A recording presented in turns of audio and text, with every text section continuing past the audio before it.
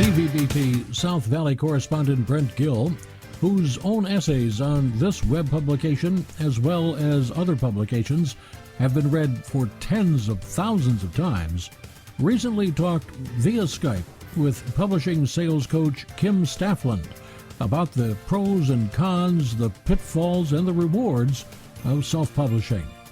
Now, here's Brent Gill. Good morning, Kim. How are you this fine morning up in Canada? I'm well. How are you doing today? It's a lot warmer in California than it is in Canada. I'll bet it is. I think it's 52 here. Do I dare ask the temperature in Calgary? You know, you'd actually be surprised. We're having a surprisingly warm winter this year in Calgary right now, and we've been well above zero. I mean, it's been really nice here, but in Calgary, you never know. We could get a snowstorm in May. Yeah. So you just never know what you're going to get. We're enjoying it while it lasts. And your comment makes me chuckle, Kim, when you say we're well above zero, and I'm thinking, great heavens, so am I. So what? Yeah. So yours out 52. Translate that to Celsius for me. Oh, you ask a terrible question. Probably in the 11, 12, 13 range, something like that. Doing from the hip. Well, then we're the same temperature as you right now. Believe it or not. Really? Wow. Okay. Hey, Kim, tell me, who is Kim Staflund? What do you do, and who are you? So I am. First of all, I'm an author. I have 5 books of my own. I'm also the founder and publisher of Polished Publishing Group. Okay. What is the concept behind that? Polished Publishing Group is a hybrid publishing company. So there's typically 3 types of publishers out there that can help authors to publish their books. So you have your traditional trade publishers, you have what we call vanity publishers, right, and then you have supportive self-publishing companies, which is a hybrid of these 2 business models. And that's what Polished Publishing Group is. The old, typical, historical way of getting a book published is that you go begging to the publishers and look for either an agent or an interested agent, a person in the publishing company who would like to take what you have created by your blood, sweat, and tears and have on paper or in a computer and publish it and pay you royalties and pay you all of that. This is a completely different concept of getting published. Yeah, and so I wrote a book. The book is called How to Publish a Best-Selling Book and Sell It Worldwide Based on Value, Not Price. And in that book, I compare these publishing models. So the traditional model that you just described, where you hire an agent to help find a publisher who will pick up your book for you. And those publishers pay for the cost of publication, so they assume all financial responsibility and risk for the book, and then once they produce it for you, they pay you a royalty. The implication of that, what a lot of authors don't realize, when they are paying for the publication of your book, they're not just paying for it out of the kindness of their hearts. They are buying the copyright ownership of your book. They own it now, either permanently or temporarily. It depends on the contract, and which means they have the creative control over it, and they make the bulk of the money off it. They're only paying you a small royalty off it. Now, the next publishing model, the vanity publishers, they came along. They were essentially a bunch of printers that came along and went, well, it takes forever to try and get published by a traditional publisher. Let's just take whatever people give us. We can take it. We can create it into a book for them and publish it if they pay for it.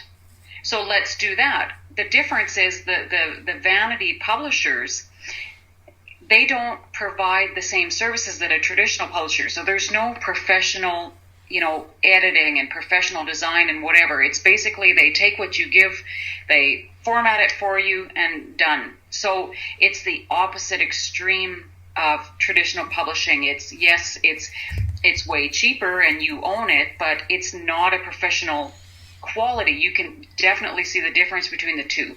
So by contrast, supportive self-publishing is a hybrid of these two models, where you can think of a Polish publishing group like a project manager for self-publishing authors. We'll take what you've done, you are paying for the production of that book, and we'll put you through the exact same process that a trade publisher puts you through, so that at the end of it, you get trade publisher quality, you get that polished end result, but you still own the copyright of it at the end. Okay, this brings up a thought, because most of us who are quasi-authors, if I can use that term, are not well-heeled. We're not wealthy beyond imagination, and we're looking at publishing something that we would hope might make us a few dollars, but at least would get our book published. Now, if we have to pay Polished Publishing Group, if I can just point it in your direction, we begin to cut down to where we might as well have a traditional publisher go ahead and print it, and I'll just take whatever little bit I can get. Well, there's a lot of different reasons why you want to do it yourself. And again, I go into a lot of these different reasons in the book. And the biggest thing is this copyright ownership. Mm-hmm. What a lot of authors don't realize is how minuscule the royalties are that you're going to earn off a trade published book compared to what that book is actually earning. Mm-hmm. The true money in publishing is not in the book sales so much as it is in when you sell the rights. So you maybe you sell the language rights, somebody else picks up the French language rights and is the only one that can produce it and sell it in French, or some people pick up the movie rights. I mean, you can divvy up the rights to a book in so many different ways, it'd be impossible to list them all.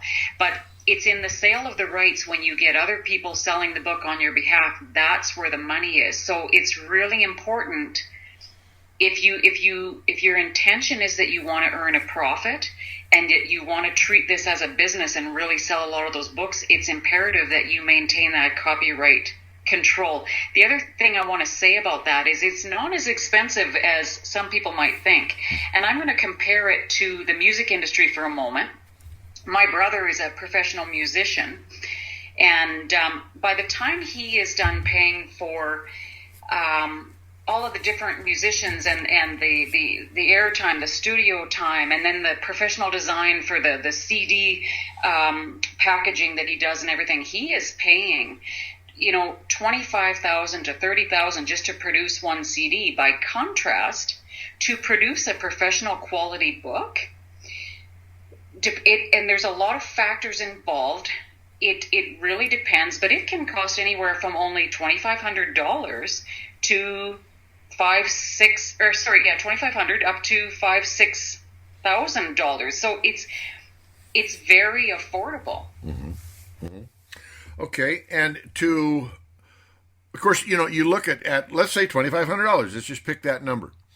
That means that I have to sell a $2,500 bundle of books before I even break even, and begin to think about the hours and hours and hours put into writing and editing of a book.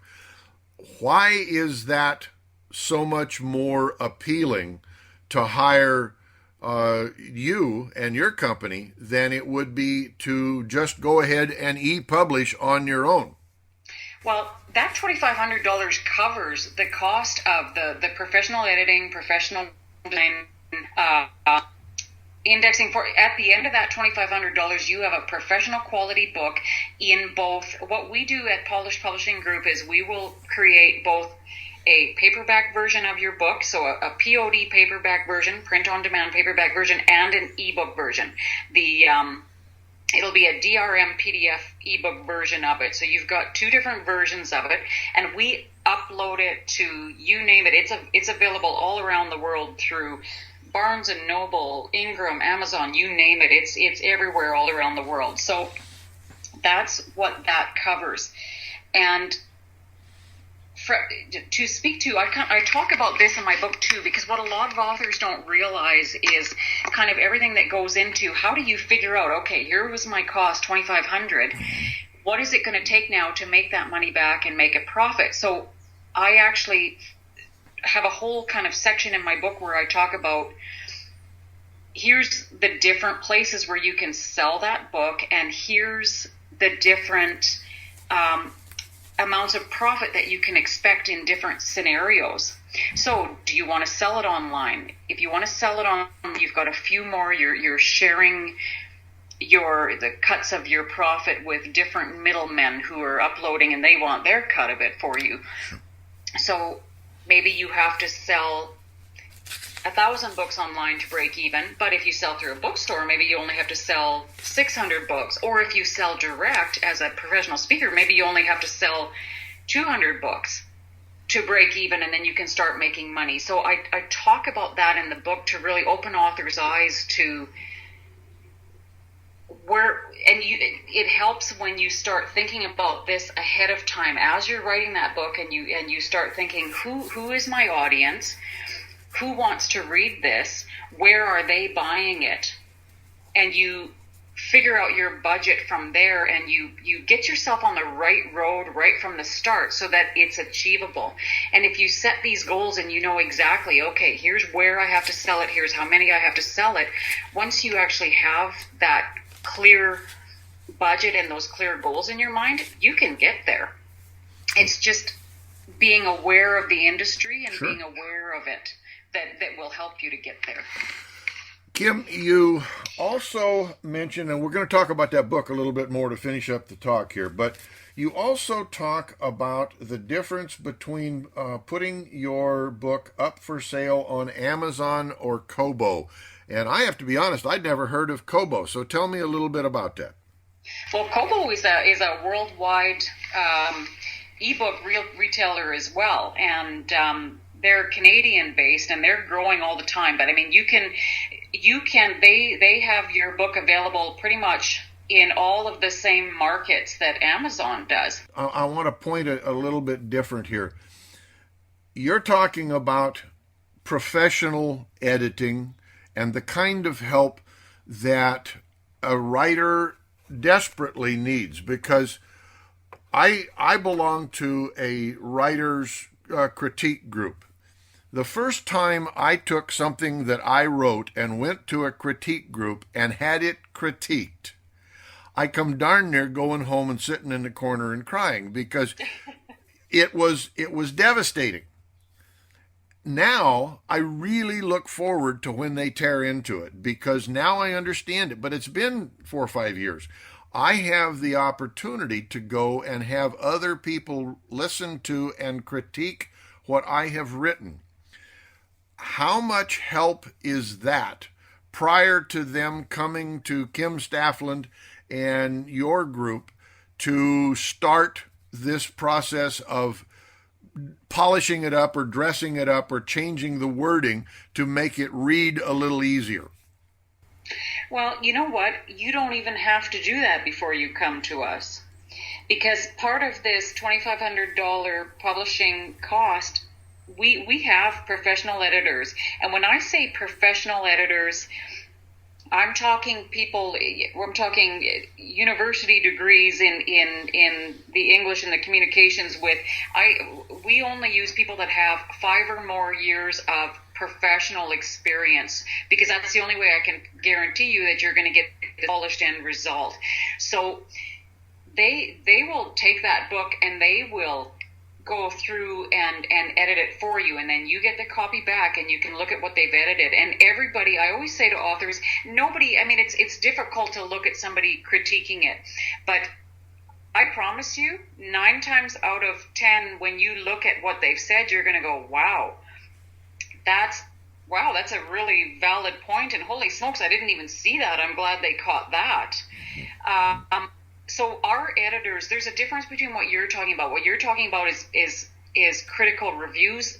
Editing is they're taking and they're helping you with the structure and with the the punctuation and with the spelling and whatever. Critical reviews also are important because maybe they will point out some things that you didn't see as well. But they're two different things, and you don't necessarily need that critical review before you bring it to us. Our editors will help polish it. Okay. Now, let's talk about your book. How to Publish a Best-Selling Book. It is available through where? How to Publish a Best-Selling Book is available pretty much everywhere. I mean, it is available obviously on Amazon, but I mean, Barnes and Noble, it's available, I mean, you name it. Go on a search engine, whether you prefer Yahoo or Google, and type in How to Publish a Best-Selling Book, Kim Staflund, and boom, all of the e-commerce sites all over the world will come up, and you pick the one that you want to buy it from. We're available everywhere. And that's one thing that's really important as well to authors.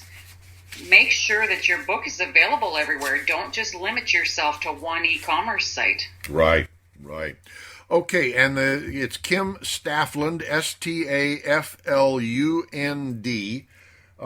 How to Publish a Best-Selling Book. Your website for PPG, you do have a website. Would you give that out, please? You betcha. Our website is www.polishedpublishinggroup.com.